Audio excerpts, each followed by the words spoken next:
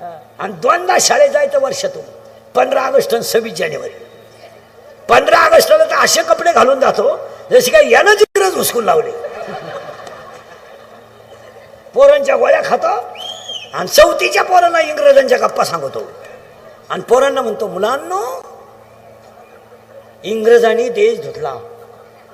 पोरं म्हणले धुतला, पण तुया इतका नाही धुतला. धुतला दे, पण तो घरकुला सगळं गाव धुतला. आजपासून जाऊ दे, एक शिक्षक ते एक उद्योगपतीपर्यंत माणूस गेला. त्यांच्या वाढदिवसाला आजपासून एक संकल्प आहे, सगळ्या पुढाऱ्यांनी गावातल्या आठवड्यातून एकदा तरी शाळेत गेलं पाहिजे. याच्यावर तुमचं काय मत आहे?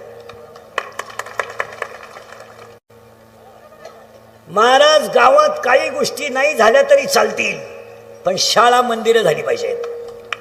आणि आज जर पिढी शिकली नाही, आज तुम्ही मी सगळे झेडपीच्या शाळेत तयार झालोय आणि आजही सगळे उच्च पदावर लोक झेडपीचे देत.